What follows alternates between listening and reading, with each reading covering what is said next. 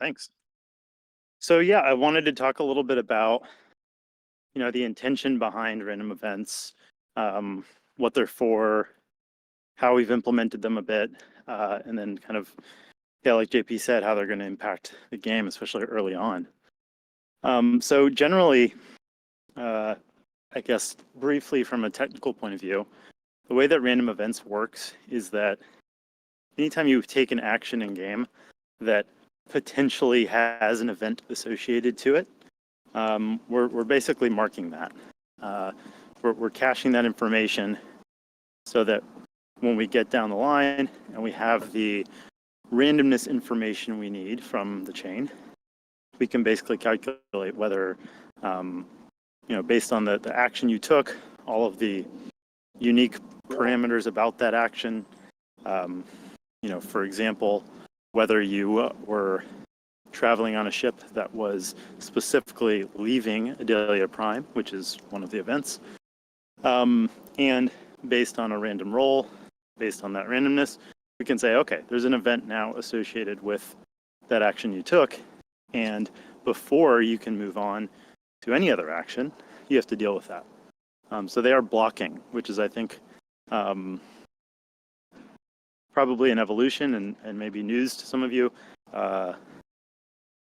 versus how we originally had kind of envisioned this.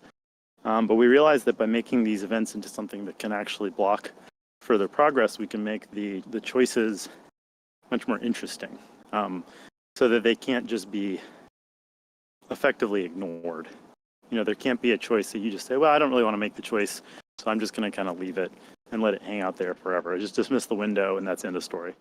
We can actually kind of enforce some interesting strategic choice with these events, and I think that that's really, really exciting.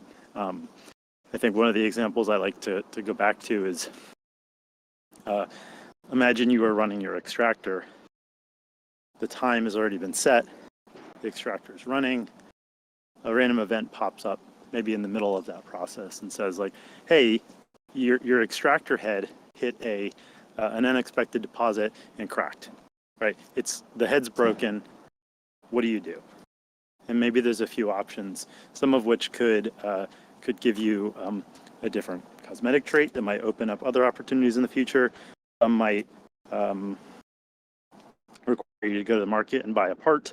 There's a lot of possibilities there that can kind of lead to, I think, more interesting choices than in a scenario where these events can just be sort of disregarded. So blocking, they'll basically be required to be resolved before you move on to your crew's next action. Now, as far as their intent, the random events are really there to drive some interest, to drive sort of a pseudo progression system where your crewmates' personalities, their traits, their impactful traits, can change over time. And furthermore, their traits, cosmetic traits included, can impact which types of events they'll see over time. I think that's pretty exciting.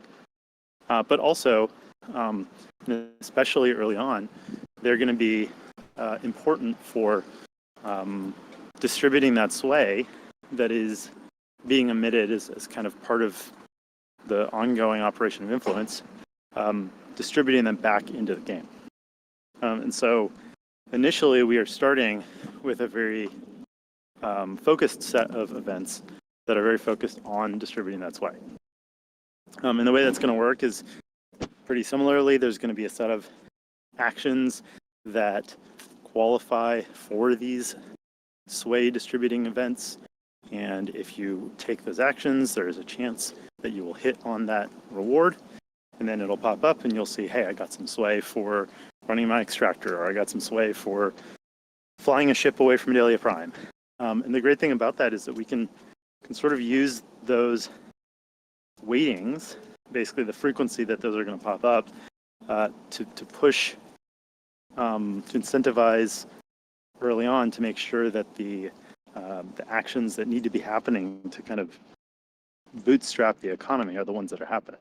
And then over time, the intention is that we're going to take that initially somewhat manual process, the learnings from that, and just like we'll be reducing our impact to zero in the seeded market, we will similarly be transitioning this the sway generation, the sway distribution via incentives into a more algorithmic system that will more dynamically rise and fall for specific actions depending on kind of what the economy needs.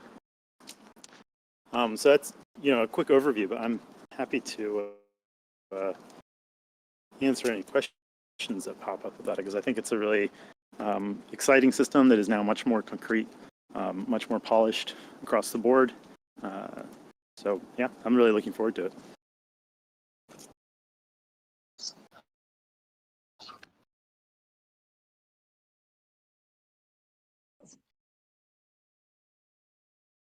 Yeah.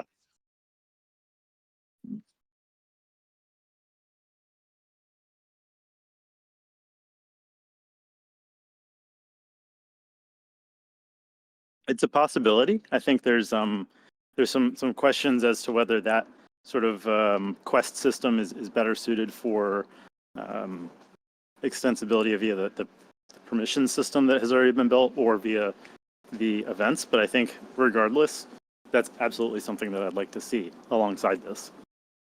And I think that like at an alliance level, certainly you can imagine these sorts of sway distributive events happening quite a bit, presumably focused on alliance members, but I think it would be a great tool. Yeah, I think we can't piggyback the system directly as planned, specifically because of the blocking action, right? So there'll be some first party events that will block you from taking another action, but we can't have a third party event kind of come in there and say, you can't do anything else on this asteroid until you deal with me first. Right. I think it would certainly require some sort of opt-in for that type of thing, at which point it's, I think, quite similar to sort of a contract system where you pick up a contract and you pick that up knowing that you have to deliver on something, and if that blocks you, then you picked it up with that knowledge.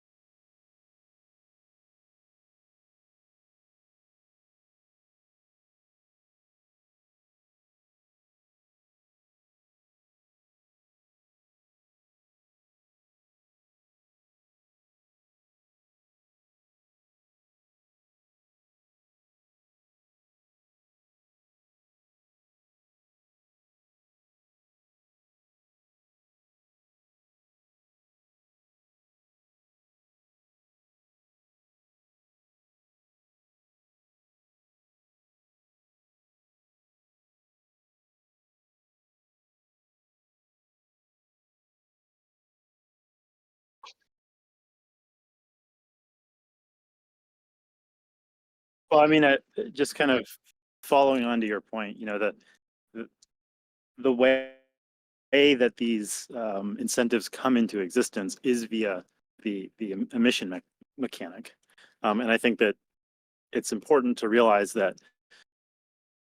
early on, the emission is tied to the change, specifically the increase in the velocity of money in the game, and early on, the first player that enters is effectively increasing the velocity of money infinitely. The second, maybe 100%, and so on. Like there are very significant increases in the velocity of money early on, and that's intended. We would expect on a percentage basis the majority of the growth to happen very early on, and so we want to make sure that early on those sway that's being emitted is getting back into the economy in the right places, so that it is pushing the economy to grow to support those new players. And then again, future instances where there is an uptick in interest and there's more players joining joining influence, you'll see again the same thing. Those incentives will pop back up at a higher level and sort of push the player base to support that now growing population again. It's a Oh yeah, I was just gonna add to that. It's a really cool economic lever with it, and I was just thinking about this, chuckling to myself a little bit. But I know that Chris started out by talking about a really cool immersive event where you're extracting and like something happens. Your your extractor head broke, and like that is a bad event that might cause you to go in different directions. But it's funny that like the actual implementation as it stands, we do want to have more interesting different types of events, but the initial crop of events are almost all going to be positive, and they're almost all going to be like very economically incentivizing. So I was just kind of thinking like, oh no, you're extracting and your drill bit head accidentally ran into a deposit of sway. Yeah. Yes. Like, whoops. Yeah. No, like they're all going to be like really fun. And I've been looking at the UI right now for how and when we alert players that an event has occurred. But for the most part, I'm like realizing just how that this is going to be a cool major moment. It'll be, and because it's randomized, it'll be a little bit um, like a number of games, like however they use to reward you, it'll be just like, stumbling upon a really cool item, a really cool rare item or whatever. But it should be a very cool positive experience to encounter one of these, whether or not you get some sway out of the deal or a cool new trait for your crew or something, but they'll all be for the most part like really positive at the outset.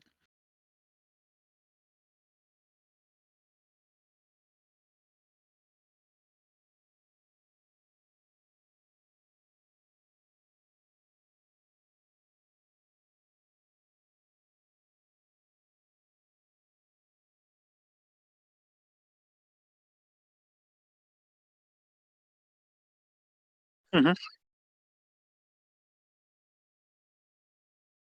Yeah, I mean, we have, early on, so we're targeting the right thing. We are focusing on sway, and there's a more limited set. In general, we've kind of picked actions that are quite broad, that apply generally to, um, at least one per class, and also apply fairly directly to the levers that we want to pull for the economy. So it's things like, running an extractor or a refinery, a factory, building a ship, traveling with a ship away from Adalia Prime, um, placing limit orders on the marketplace. Um, a lot of these kind of general actions that will help to stimulate the early economy. But I think that our list of random events that will be added after the start. We will kind of add a few at a time to expand that system. Is pretty significant. I think that there's around 100, if not more, and they deal with many different combinations of events, combinations of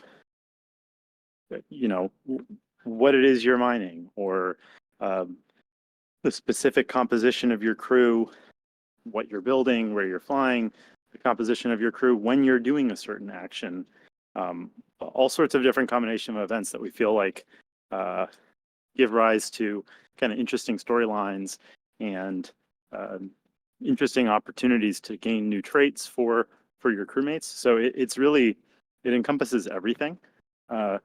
It's just initially where we are quite targeted on how we can pull those levers to help stimulate the economy.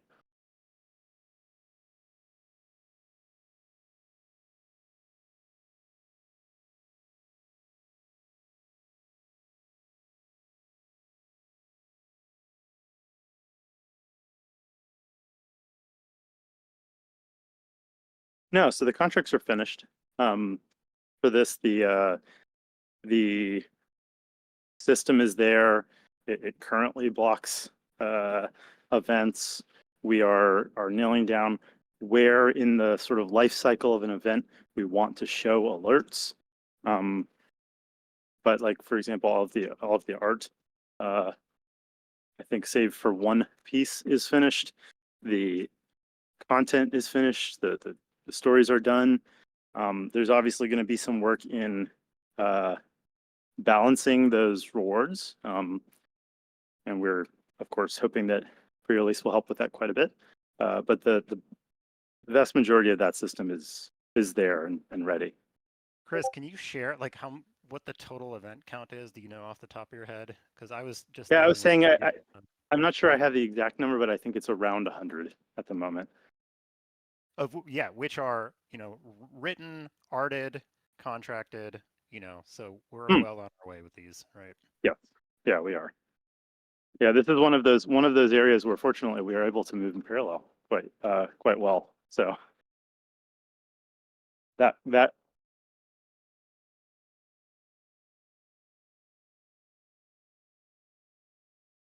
yeah, that effort has been underway for quite some time. It's content heavy, but I think it's going to be some really interesting flavor that's introduced.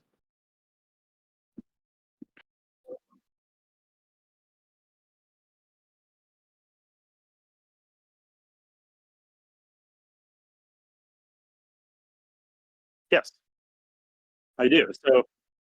For any of you who are hyper aware of what's going on in the StarkNet ecosystem, there was an upgrade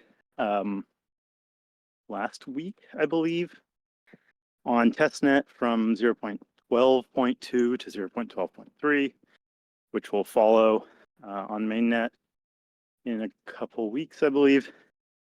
And what that did is it upgraded the RPC provider and generally is beginning the deprecation of the sequencer provider, which, I mean, it's a lot of technical nonsense, I guess, but basically what's happening is the StarkNet is, I think, taking quite seriously their efforts towards decentralizing the network.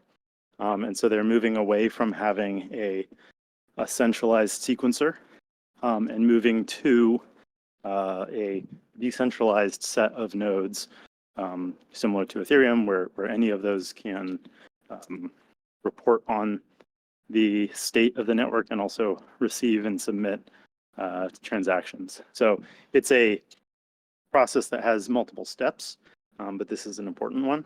And so they're pushing all of us off of using their centralized sequencer and onto I think there's 7 or 8 different partners who have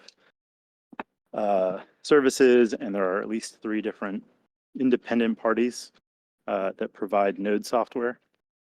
So I think they're actually taking some really strong steps towards decentralization.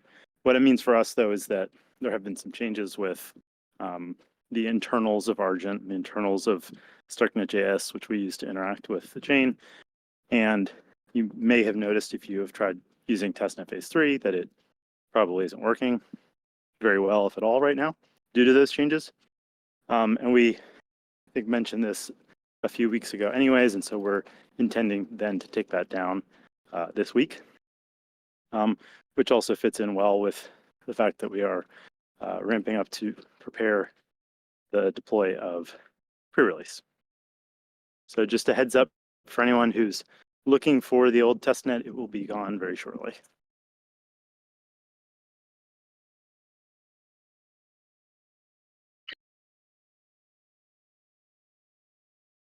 Which you can feel free to do, but they won't be the same. No, nor will they be the same on pre-release as they will be on mainnet. Well, that's worth taking a picture of. And we will of course take a backup of all of that data. If there's anybody interested in having an export of that data, let me know.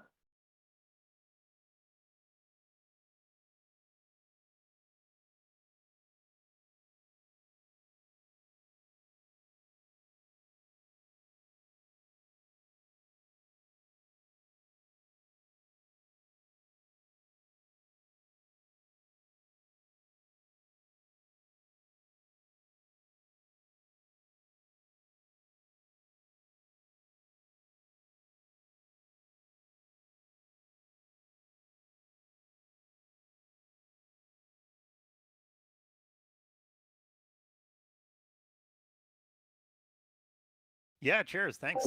Yeah, I'll hop in. I'm going to showcase two features that are currently in design that I'm sort of like running ahead on designing, ahead of them being developed right now. And one of them is the annotations feature.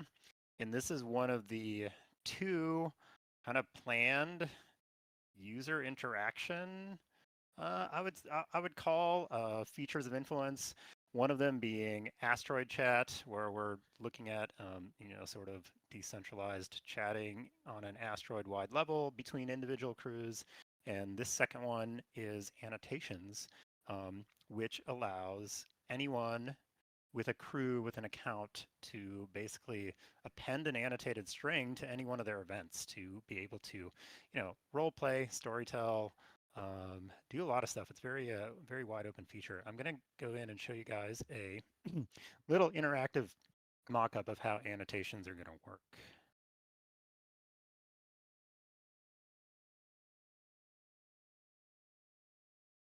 Okay, let me know if you guys got the stream here. Got it. Okay, perfect. Okay, so here, annotations are going to be done on from the cruise detail screen at the cruise event log. So there's going to be a number of events, but we're going to start the events that are annotatable are going to be the events that a particular crew has done, which is pretty much everything. I mean, there's a handful of stuff like scanning asteroids and whatnot that are done on the account level. But this is the current window. You might be familiar from the testnet. So you're going to have your crew. This is all their management options. You're going to have a crew log. Currently, the crew log is non-interactive. But in the future version, each one of these logged items, you're going to be able to click. And there's going to be a column here that lists annotations. And it's going to list the last time anything was annotated. So nothing's going to start annotated. But as a crew, you are going to be allowed to click on any one of your events and basically attach a blockchain public string to this event. And you can write, pretty much whatever your heart desires in that string. So you're going to be able to open up any event you want, and it's going to say, hey, um, you're going to add that annotation as the crew, basically, and it could be done to any of your crew's annotations. And then we're in talks, but there is definitely the possibility of being able to annotate anything and being able to have discussions where multiple crews are basically talking back and forth over uh, things about an event. I could see a lot of like interesting role play options or anything else. But basically, any event like this, you can open up. You can say add annotation. It's a pretty simple system. We had talked about the file size, like how many bytes an annotation, of storage bytes on the blockchain, and we're looking at like IPFS storing for these things. And we had talked about 750 characters max, which is a decently long paragraph. But if you wanted to add more stuff, you can just add multiple annotations. So per this event, you'd be able to add the annotation. You'd type in your text right here. You'd click add annotation, and then it's right there. Then the annotation will be committed, and it'll be a very cool, kind of permanent blockchain marker of whatever you said about any particular crew event. So that is the annotation system in a nutshell. I'm going to hop over here to this explains, so the annotation system is here under the crew log. The other kind of use of it, it's the same underlying system, but you might have noticed there was a tab in there that was called mission statement in the current crew that's inactive. The mission statement, I think we renamed it to crew bio. It's like a little more like on the nose for exactly what it does. The crew bio is basically a longer annotation that you can put in that's just more visible, and it's for your whole crew, and you can say whatever you want. This is very similar to how a lot of other RPGs like Eve famously had this kind of thing. So it'll allow you to just like put a blurb about your crew, what their purpose is. I think you could do stuff like, hey, like talk about your alliance, link to stuff like your alliance of Discord and stuff like that in there.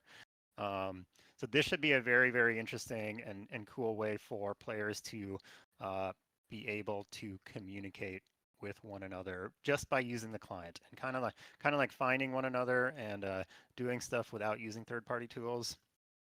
And yeah, there's some other if the annotations list was like full screen, you would be able to scroll through and you could see, possibly lots of other crews like having a discussion. This would almost be like a message board style communication via basically immutable blockchain annotations, which is very, very cool. Um, obviously, you would have the ability to hide an annotation if you found if you took issue with it, found it offensive or whatever. We're not gonna first party moderate any of these, but you'd be able to hide or show any annotations or swap links to them. Um, it's basically like the same thing that I think people do on like Etherscan, where they can attach messages to like any kind of blockchain transaction. So that's annotations, and then the second thing I'll show off real quick, which is the ship details screen. So you'll notice we have crew details and we have asteroid details currently in the game. We realized we needed one for ships, and we're also going to have one for buildings, which is not designed yet. But this is I think going to be a pretty cool screen. And here's an idea, like the 3 ships that are currently in the game. This is what they'll look like. This is what will happen if you own a ship. You can name your ship. It's got all the management options for the ship, and it's got the same ship log that crews would have, that other things would have, that just filters events specifically that ship did.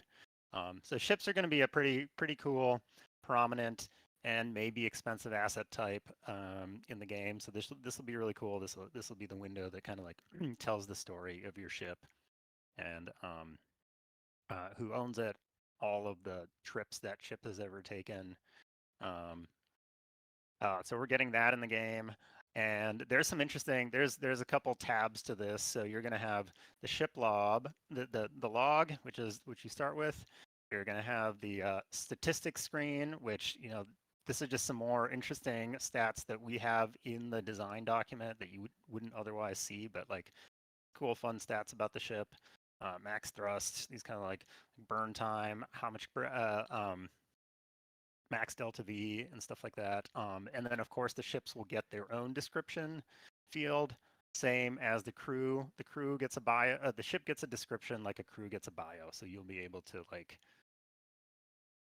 weave a story about your ship or drop a little line in there about why people could use it, or in the event of like some like gameplay relevant stuff where you're running a taxi service, you might leave a note there for someone for how they can get a hold of you if they want to charter your ship somewhere. um, this stuff also explains if your ship is in emergency mode. Ships can go into emergency mode when they run out of fuel. Just help them limp back to port, basically. And then it's the same window whether you're viewing your ship or inspecting somebody else's ship. It's just like all the management options here are hidden. So there you go. We got ship details and annotations coming up.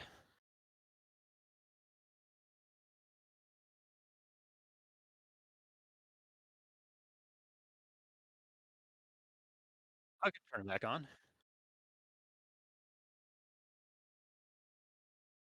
Oh, sure thing.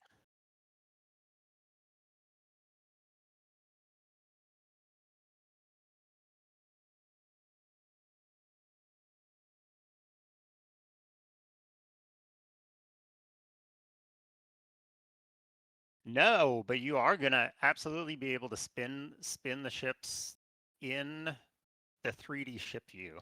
So this is like there's another view when you that is similar to asteroid view. So where you're going to be spinning the ship, and then there's other stuff. So this screen just kind of like comes up like asteroid details currently does. It's because there's a lot of information. It's kind of like a UI panel for condensed info. But the idea is that if you like X out of this screen and close it, you will see the 3D ship behind you. You'll also get, like, there's a bunch of stuff in that 3D view that's exclusive to it, such as like viewing your ship's inventories, viewing propellant, if you need to like make transfers in and out of inventories. So you're going to be doing a lot of stuff in that 3D view while being able to spin your ship. But no, this is just a 2D. This is going to be just a 2D thumbnail of the ship in this screen.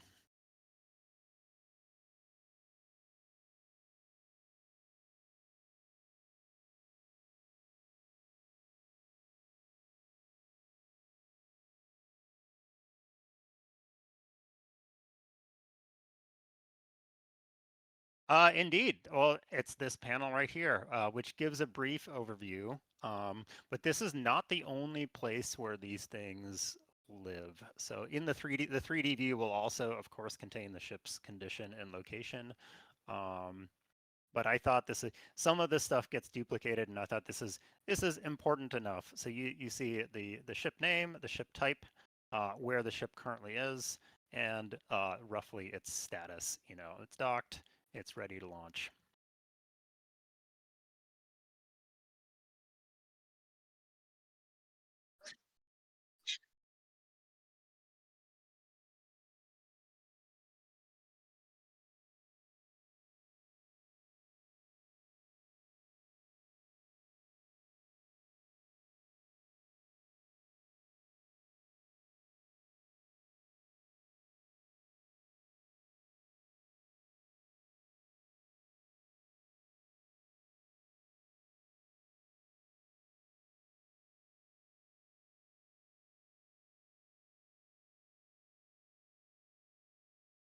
I did want to sort of answer in longer form on the questions about like, is this a lot of data to store on chain?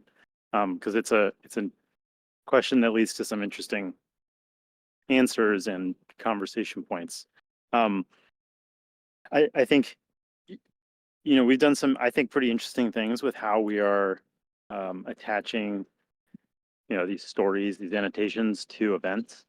And they're all ultimately uh, along the lines of you know, off-chain data availability. So if you imagine, you know, these blobs of data, these stories that can be up to, we're thinking about a kilobyte. That would be quite a bit of data to store on chain. But what we're doing instead of storing all of that is saying, okay, go ahead and generate an IPFS hash from that information. I mean, we're not having you do that directly, but it's what we're doing in the client. Generate an IPFS hash and then just store that. Now that doesn't mean, and it certainly doesn't guarantee that that data is going to be around forever. Some IPFS and IPFS requires nodes to pin that information, store that information for long term. We'll be running a pinning service, but I mentioned in chat, you know, I think the idea of incentivizing the community to pin as well is a really great one because it just adds resiliency. But what that means in the end is that all we're really storing on chain is, I think it's 2 numbers. So 2 storage slots, 2 felts, if you're familiar with Cairo, which ultimately is quite inexpensive. Like we're talking, you know, with 4844 in place, we're talking about something in the range of 100 to 200 gas. Not a lot. I think low enough that it's well worth writing some stories and kind of having that information live on chain. And the way that we're attaching that also to specific events, I also think is pretty cool. We're basically taking the information that was emitted about that particular event in the logs and hashing all of that together to sort of generate a unique pointer to that event. So basically, as long as we all have this off-chain knowledge of how these annotations are addressed, how they're placed on chain, and we're making sure that the IPFS data is present. We can all see it. We're all basically agreeing consensus that this is where annotations about influence are stored. So it's kind of cool to start to be playing with that sort of off-chain data availability model. And of course, we'll see more of that in the future as Volition comes online, which of course also gets us to the point where adding an annotation is effectively free. So I think it's exciting. I think we're sort of exploring a lot of new areas. It's data that isn't integral to the operation of the game. It's not state that has to be present on chain. So we're taking a route that allows us to still get it there, to still be able to validate that that story was actually created about something on chain, but it doesn't cost a lot. And I think that's pretty cool.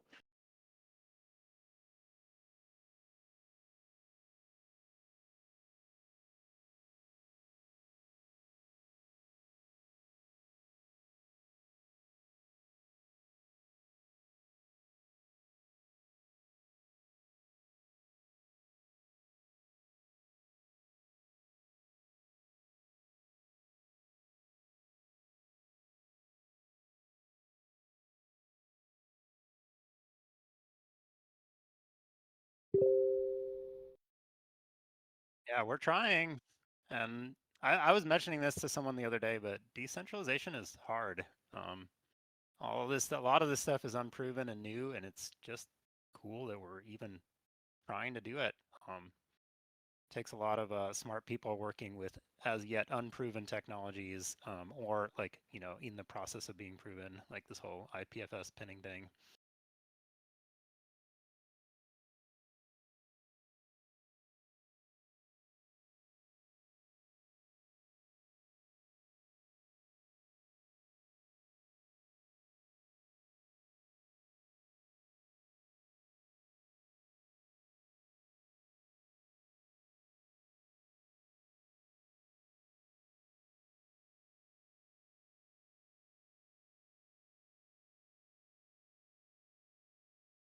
I can show the current, it was in the productions mockup, but I can let, maybe Chris or Proto speak to the progress in the contracts.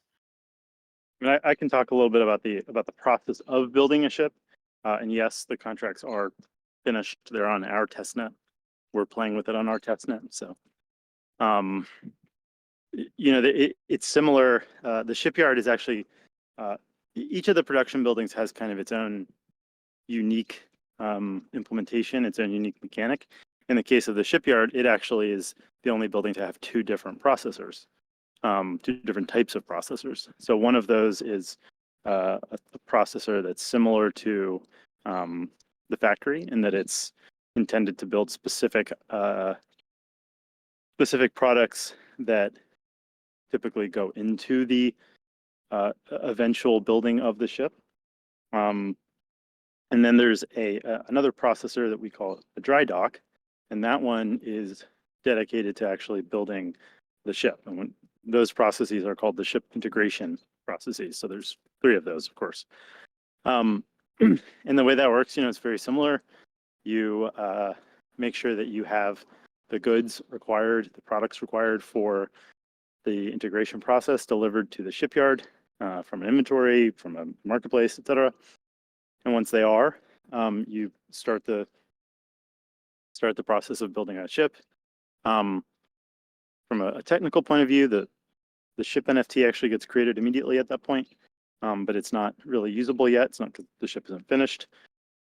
Once you come back and finish the construction process of that ship, after enough time has elapsed, the ship is then needs to be moved out of the shipyard to a spaceport.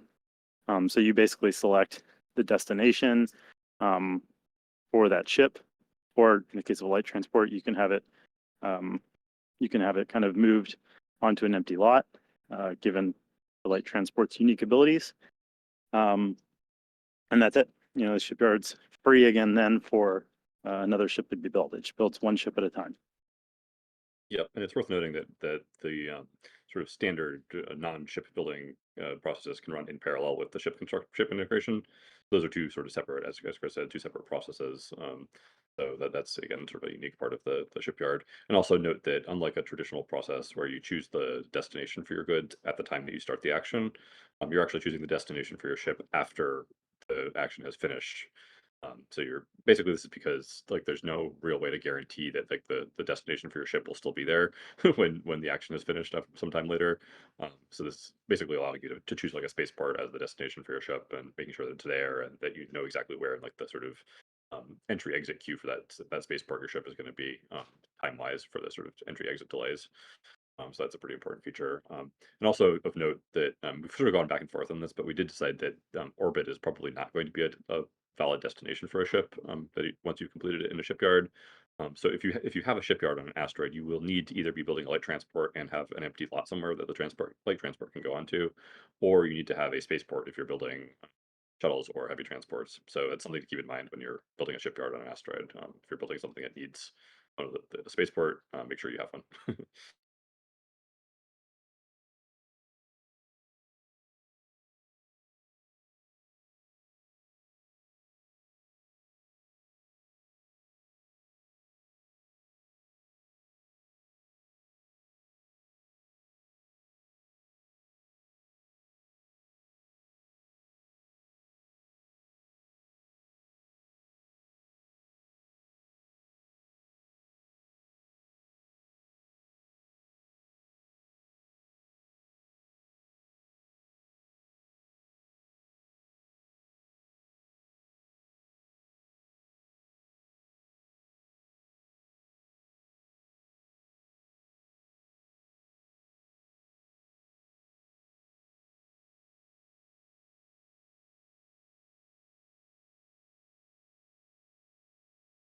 Well, I'll just shut down my screen share then.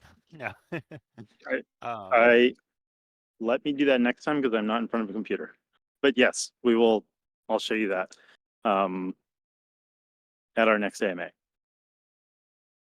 I am also looking forward to. I live in mock-up land, but I am also, looking forward to transitioning to that, to actually doing stuff and showing stuff live in the client.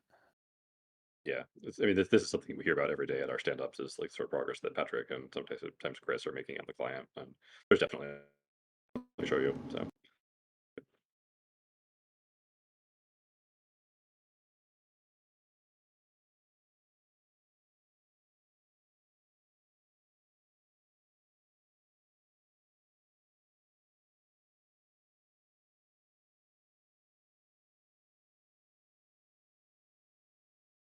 Kind of just a random aside, but I'm actually really happy where we ended up with the production buildings and them all kind of having their unique aspect. We have this shipyard that can build two things in parallel. We've got the refinery that has uh, multiple outputs possible.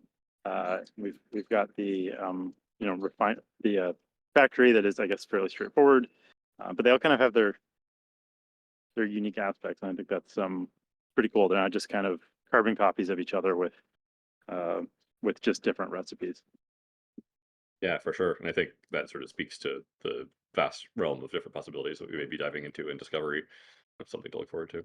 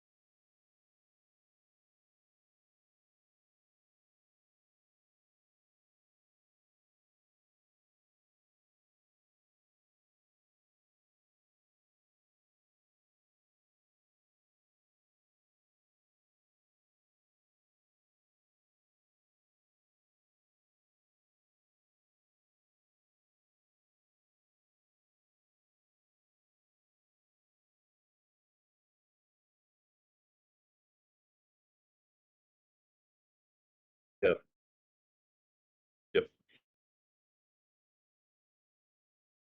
Sure, sure. So Goodsey has a question here about standard recipes in a production chain process. Assume the max SRs is dictated by the delivery destination capacity.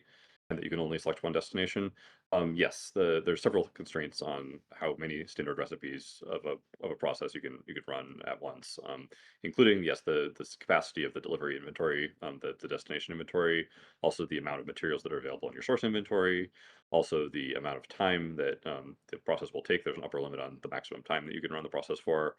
So those are some of the major constraints that you're looking at there.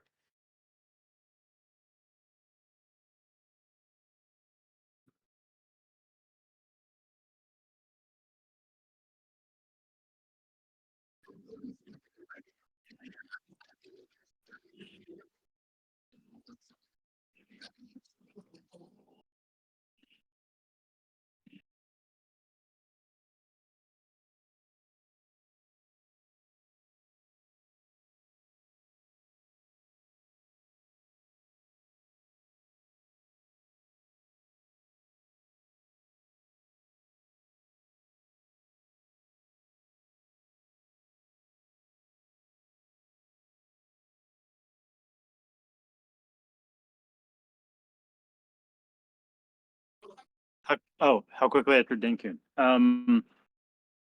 So I have spoken with the StarkNet Foundation, which is largely leading the charge at this point on upgrades and the governance behind upgrades.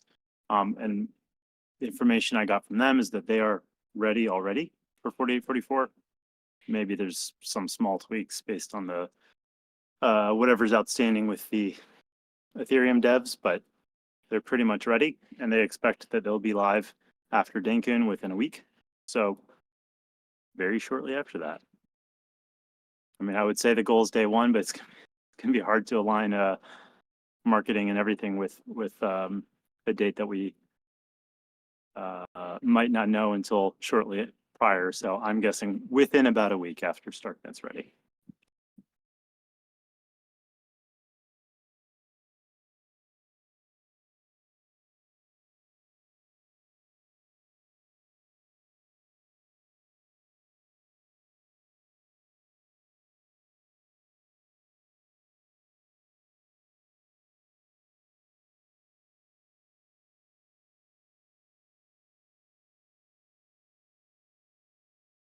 Yeah, I mean, I guess the important thing here is that's our trigger. That's the thing we're waiting for. We need 4844 live, and then we need StarkNet to be supporting it. But we expect those two events to happen in very rapid succession, and then we are free and clear to flip the switch. The nice thing about 4844 on StarkNet is that for us, it requires nothing. Just literally from one day to the next, the cost of storing data will drop by 10x. So we intend to be very much deployed and ready prior to that, so that it really does end up being just a flip of a switch. Not with. I'm sorry. I was just saying, notwithstanding any potential balance changes or outcomes of pre-release, that we will make sure we keep the mainnet contracts up to date with. Right. There's obviously the balancing thing, and I was just asking for my own personal clarification because there's Denkun, but there's also Volition, which is the one where we internal to StarkNet, right, where we tell the contracts where to store the data. That does require work from us, correct? It does, but not a lot. So if Volition were to be live on day one, give us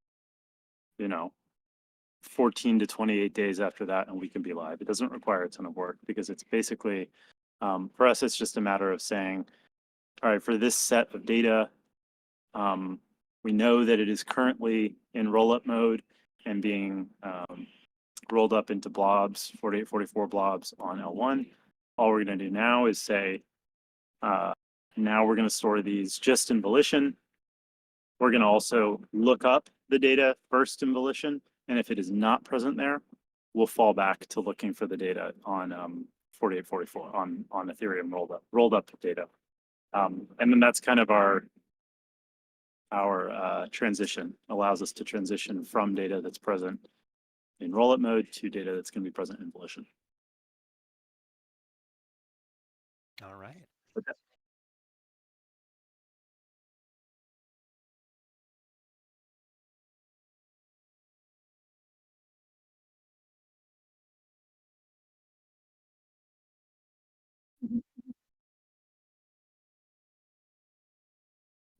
I mean, I think that the blockers at the moment for announcing a date are confidence for us as a team in which date will be ready.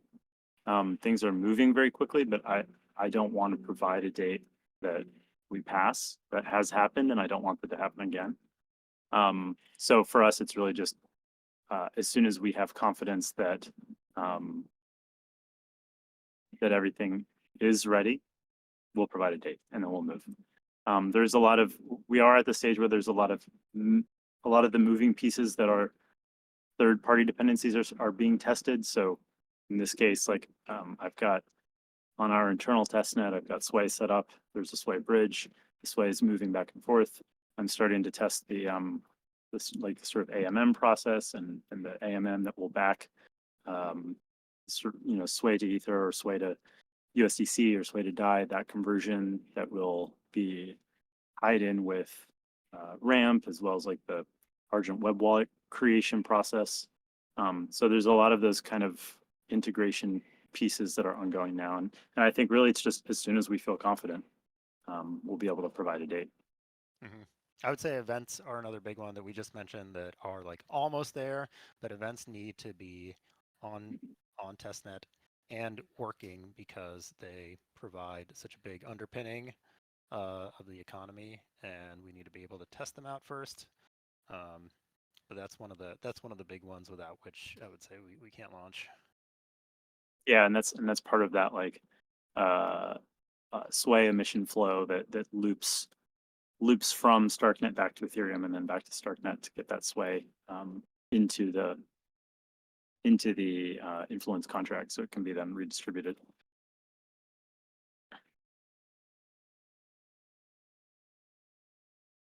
But I hope that the things that we've been talking about and the things that we are focused on do give you an idea of where we are in the process. So a quick question, Chris, like where would you say the smart contracts are right now? It sounds like there's been some major advances there recently, just overall. Yeah, I mean, the smart contracts are fully tested across the board. There is basically only one system that is not complete, and that's the limit buy order piece of the marketplace. Everything else is done, and you know, in the process of being hooked up or already hooked up in our internal testnet client. Yeah, it's really hard to understate the importance of that. Like this is an on-chain game, and the smart contracts are almost done. So that's just huge, and almost entirely Chris's work too. So super impressed there.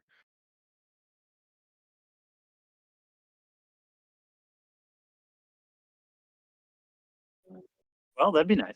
I don't know if there is a plaque, but I'd love to be on it.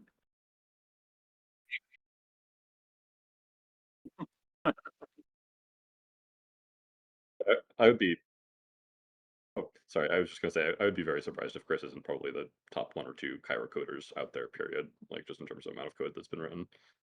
Again, hard to understate how much work and what's gone into this.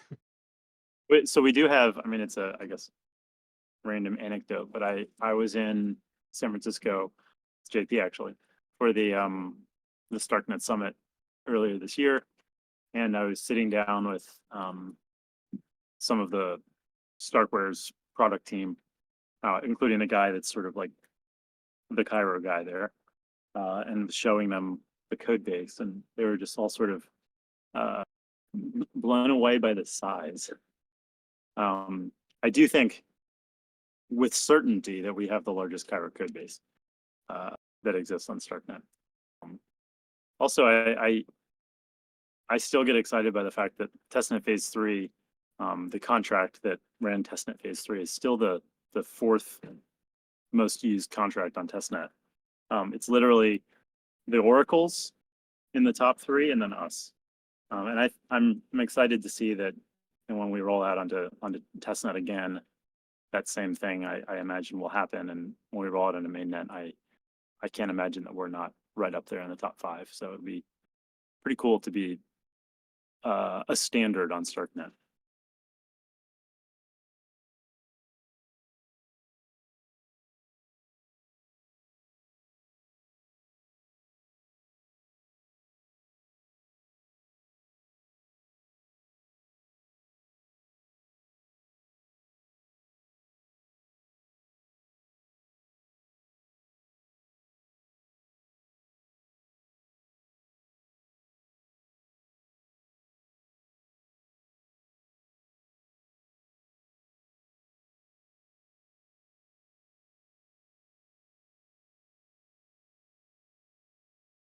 Yeah, there's a couple of things that, first of all, when it comes to pre-release, I've gone back and forth struggling with when we should release it.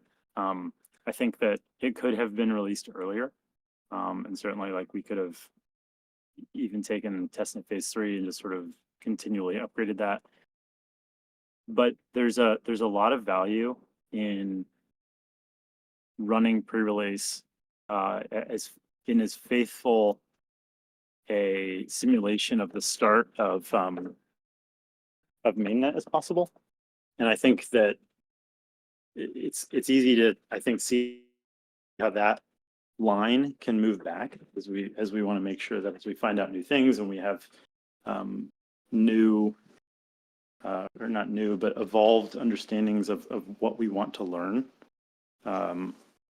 continue to come out of our conversations and to come out of tests that we run and tests with the contracts.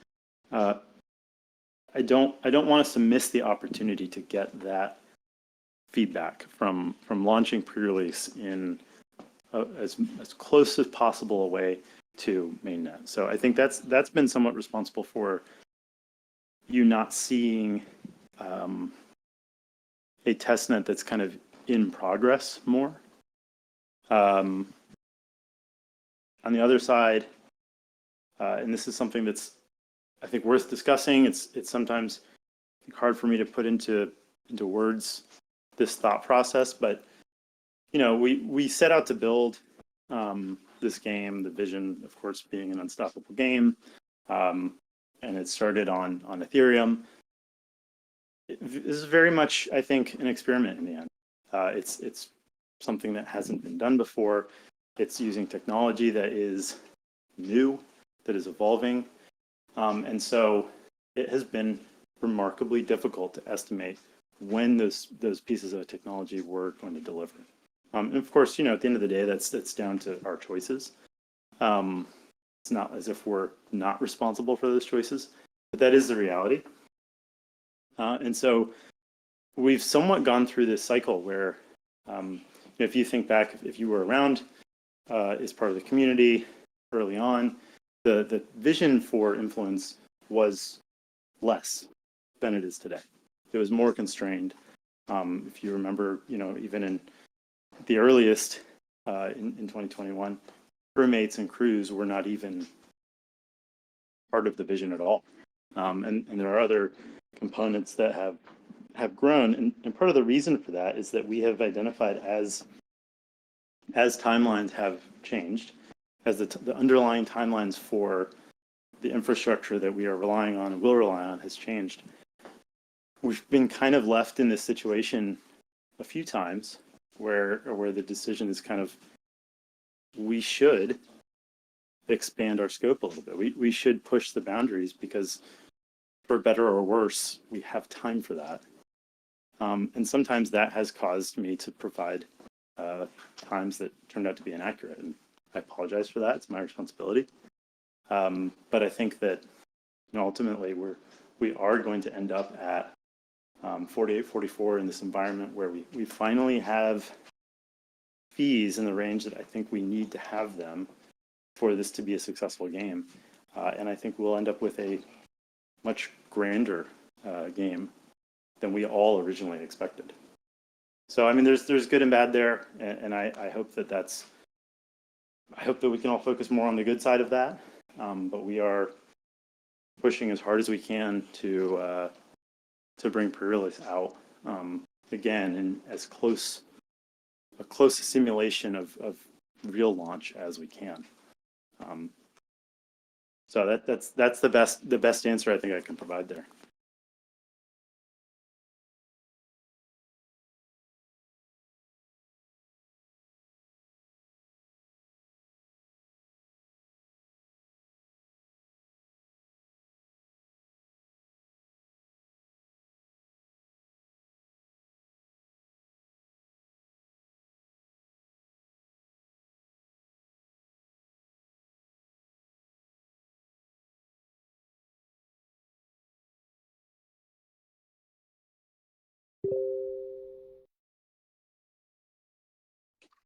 No. If anything, we are removing scope. when there are pieces of scope that feel like they're creeping, we're being pretty rigid about reducing those. And there is a lot that we have said, okay, this is not an exploitation goal. It's something that would be great to do, would be a lot of fun. We'll add a lot to the game, but it's going to be after. And I think that's a good thing. You know, we're adamant about launching this game along with Dankun. And you're right. The scope is locked, and we're pushing towards completing that scope and getting the game out ASAP.